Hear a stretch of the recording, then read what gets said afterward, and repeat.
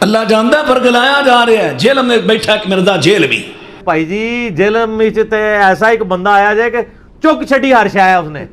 ورگلا رہا لوگوں صحابہ دے خلاف، استغفر اللہ، اور ہر گل میں جھوٹ دے ثابت ہو رہے ہیں، ہر گل چ تیرا ہوں کلر میں کٹنا وا حدیث دا ٹکڑا اینا پڑے گا باقی چھڑ دے گا، او کہانی بازو کوڑ مار دے جھوٹے ہو ایڈا بد دیانت ہے صحابہ دے خلاف اتنا ورگلا رہا ہے لوگاں نے۔ ہم سب و شتم کی بات کرتے ہیں تو سامعین محترم، مولانا محمد نواز چیمہ صاحب کی آپ نے گفتگو سماعت فرمائی۔ نواز چیمہ صاحب جماعت اہل حدیث کے ایک مایہ نام خطیب ہیں۔ میں ان کو ذاتی طور پر جانتا ہوں، بلکہ میں نے اپنے گاؤں کے اندر 2 پروگراموں کے اندر ان کو بلایا بھی ہے۔ ماشاء محقق خطیب ہیں۔ تو چیمہ صاحب نے اس کلپ میں 2 باتیں کی ہیں۔ پہلی بات انہوں نے یہ کی ہے کہ یہ مرزا جیلم کے اندر بیٹھ کر لوگوں کو ورگلا رکھا ہے اور صحابہ کرام رضوان اللہ علیہ مجمعین کی توہین کرتا ہے، ان کی گستاخی کرتا ہے۔ اور دوسری بات انہوں نے یہ کی ہے کہ یہ پوری حدیث بیان نہیں کرتا، آدھی حدیث بیان کرتا ہے اور ضعیف حدیثیں جو ہے بیان کرتا ہے۔ تو چیمہ صاحب بات یہ ہے کہ کسی کو چور چور کہنے سے وہ آدمی چور نہیں بن جاتا جب تک اس کے اوپر چوری ثابت نہ ہو جائے۔ تو اگر آپ کو ڈاؤٹ ہے، اس بات کا ڈر ہے کہ مرزا صاحب مکمل حدیث بیان نہیں کرتے، آدھی حدیث بیان کرتے ہیں اور صحابہ کرام کی گستاخی کرتے ہیں، تو جیسے وہ اپنے کمرے میں بیٹھ کر اکیڈمی کے اندر بیٹھ کر ڈنکے کی چوٹ بات کرتا ہے، ایسے آپ بھی بات کریں، اس کے خلاف کوئی ایک دلیل پیش کر دیں جس کے اندر کسی ایک صحابی کی گستاخی ہو، کسی ایک صحابی کو مرزا صاحب نے غلط الفاظ سے بلایا ہو یا اس کے اوپر کو ایسے تنقیدی الفاظ بیان کیے ہوں جو گستاخی کے زمرے میں آتے ہوں، نمبر 1۔ نمبر 2، اگر وہ آدھی حدیث بیان کرتا ہے، آدھی چھوڑ دیتا ہے، تو آپ کا فرض بنتا ہے کہ آپ عوام کے سامنے وہ پوری حدیث لے کر آئیں اور عوام کو بتائیں کہ دیکھو جناب، یہاں پر مرزا صاحب نے خیانت کی ہے، یہ حدیث پوری اتنی ہے اور انہوں نے اتنی بیان کی ہے، یہاں پر انہوں نے جو ہے نا خیانت کی ہے،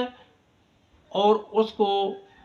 آپ پورا عوام کے سامنے رکھیں، آپ اپنا مقدمہ بھی عوام کے سامنے رکھیں تاکہ ہمیں پتہ چلے کہ مرزا صاحب کہاں پہ جھوٹ بول رہا ہے،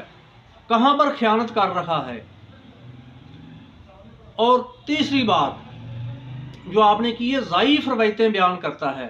تو مرزا صاحب جو روایتیں بیان کرتے ہیں انہوں نے تو سامنے رکھی ہی بخاری مسلم ہے، بخاری مسلم سے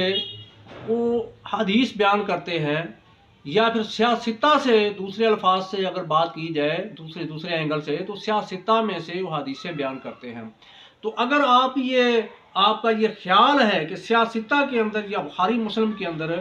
ضعیف حدیثیں موجود ہیں، تو پھر برائے کرم ان کے ساتھ صحیح کا لفظ بولنا، استعمال کرنا یہ چھوڑ دیں، بند کر دیں۔ صحیح البخاری، صحیح المسلم، صحیح کا لفظ جو ہے کاٹ دیں۔ اگر اس کے اندر بھی ضعیف روایتیں ہیں، من گھڑت روایتیں اس کے اندر موجود ہیں جو مرزا صاحب بیان کرتے ہیں، تو چیمہ صاحب بات یہ ہے کہ زبانی کلامی باتیں کرنے سے بات نہیں بنتی۔ جیسے وہ مرزا صاحب دلیل کی جنگ لڑ رکھے ہیں، علمی جنگ لڑ رکھے ہیں، چاہے وہ اپنے کمرے میں بیٹھ کر، اپنے حجرے میں بیٹھ کر، اپنے گھر میں بیٹھ کر، اپنی اکیڈمی میں بیٹھ کر علمی جنگ لڑ رکھے ہیں، تو آپ ان کا رد کریں، میدان میں اتریں، سوشل میڈیا کے اوپر آئیں۔ آج کل تو ہر نوجوان کے پاس ٹچ موبائل ہے، سوشل میڈیا یوز کرتا ہے۔ آج کل تو اپنا پیغام، اپنا میسج دوسروں تک پہنچانے میں کوئی مشکل ہی نہیں ہے، کوئی دشواری پیش نہیں آ رہی، تو پھر اس میں دیر کس بات کی؟ اگر آپ نے دعویٰ کیا ہے کہ مرزا صاحب آدھی روایتیں بیان کرتے ہیں، جو آدھی روایت انہوں نے بیان کی ہے وہ آپ سوشل میڈیا میں آ کر پوری روایت بیان کریں۔ اور جہاں پر انہوں نے خیانت کی آپ ان کی خیانت کو پکڑیں، سوشل میڈیا میں آ کر لوگوں کو بتائیں، جو انہوں نے غلط روایتیں بیان کی ہیں، ضعیف روایتیں بیان کی، آپ اس کا رد کریں اور میڈیا کے اوپر آ کر لوگوں کو بتائیں، یہ دیکھو جناب یہ مرزا صاحب نے غلط روایت بیان کی ہے، یہ روایت ضعیف ہے، بخاری مسلم میں نہیں ہے، اس کا حوالہ نمبر انہوں نے غلط دیا ہے، نمبرنگ غلط بتائی ہے، یہ انہوں نے اپنی طرف سے گپ ماری ہے، لوگوں کو بتائیں آ کے۔ چیمہ صاحب جادو وہ جو سر چڑھ کے بولے، اگر وہ اپنے حجرے میں بیٹھ کر اگر خیانت کر رکھا ہے تو آپ لوگ بھی تو چور کذاب کی آپ لوگوں نے راٹ لگائی ہوئی ہے، گمراہ کی راٹ لگائی ہوئی ہے، آپ بھی تو پھر علمی میدان میں آ کر اس کا سامنا کریں تاکہ ہمیں بھی پتہ چلے کہ کون حق پر ہے اور کون کذاب ہے، کون صحیح اور سیدھی بات کرتا ہے اور کون بددیانتی کا مظاہرہ کر رہا ہے، کون خیانت کر رہا ہے۔ تو جو مولوی آپ کی کتنی تقریریں ہیں بریلویوں کے خلاف، دیوبندیوں کے خلاف کتنی تقریریں ہیں، لیکن آج وہ مرزا محمد علی جیلمی کے مقابلے میں تمام کے تمام حاجی بن گئے ہیں۔ اب نہ کوئی مشرک رہا، نہ کوئی بدعتی رہا، نہ کوئی گستاخ رکھا، نہ کوئی غیر مقلد رکھا، تمام کے تمام ایک ہو چکے ہیں۔ اور اب آپ کہہ رہے ہیں کہ اپنے کلپ کے اندر کہ اہل سنت والو سوچو یہ فتنہ ہے، اس کو پہچانو، کہیں لات ایسے نہ ہو جائے ویسے نہ ہو جائے۔ وہ اللہ کے بندو، وہ کیا اکیڈمی میں بیٹھ کر موسیقی سنا رکھا ہے لوگوں کو، وہاں پہ مجرے کرتا ہے، کیا کرتا ہے؟